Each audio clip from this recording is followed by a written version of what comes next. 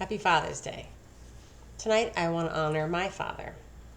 My father was a child of the Great Depression, which that generation was named the silent generation. And I'm part of the baby boomers. I'm actually at the end of the baby boomers. I was born in 1963. So, I was the youngest child, and I spent the longest time at home. And I spent a lot of time with my parents and with their friends and with my cousins' parents. I did things with them when I was growing up.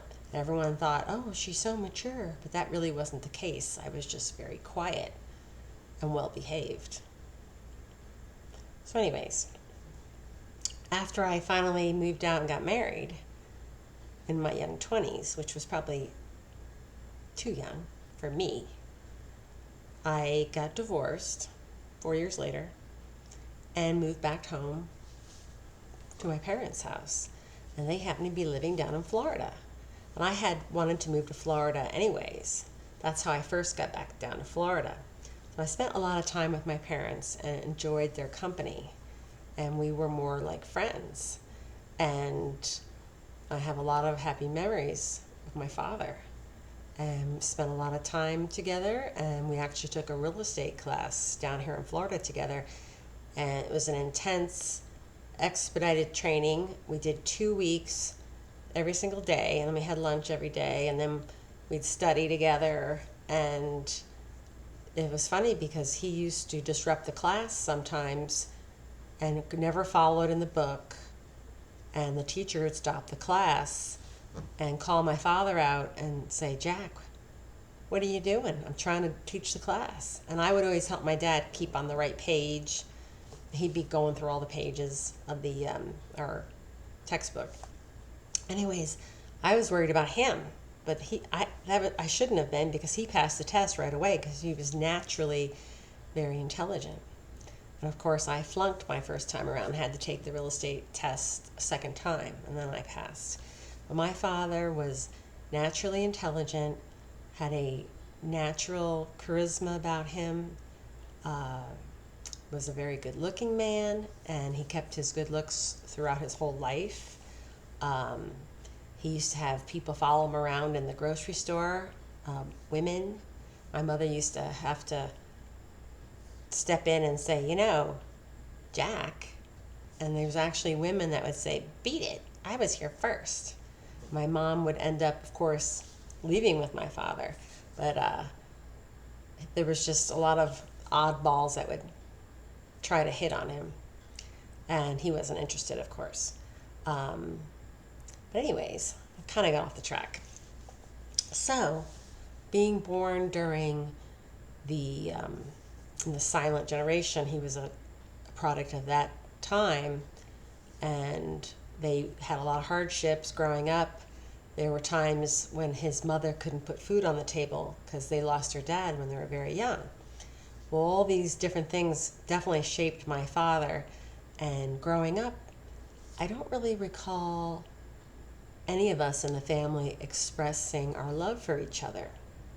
I don't remember our parents ever saying, I love you to any one of us. And we all knew that we all felt that way, but it was just never expressed. And expressing yourself is very important. And that's part of my message in this video tonight, that anybody in your life, not just your father or your mother, your siblings, your friends, when you have the chance and you feel that this person is an important part of your life, you need to try to express your feelings. And if you have trouble expressing your feelings like my father did, there are other ways. And this is a cute little story that the last year of his life, he was trying to tell me that he loved me. And he was battling non-secular multiple myeloma, which is a type of cancer. And at the time, there were no drugs to really help, but now they have maintenance drugs. But anyways, that last year of his life, he was living with us, and my mom was here. She would take care of him, and we would help. And then on the weekends, I would try to give her a break, and she would take a break and go back down to their condo, and I would spend time with my dad and help whatever he needed. And I'd make him lunch and get him drinks and other whatever he needed. And we used to sit and watch television together and chat and just talk about old times, or whatever it might be. And we'd watch science fiction, westerns, adventure films, because he had a mobility problem at that point, and he was using a walker, but his spirit was the same. He was very strong minded. He didn't show any fear, and was making jokes at the end, toward the end, in the last year of his life. But one thing he used to do, he would be sitting, I'd be like on a sofa, and he'd be sitting in an easy chair, and we'd be watching TV, and maybe we would just be sitting quietly, not talking. And he would often do this. He'd go,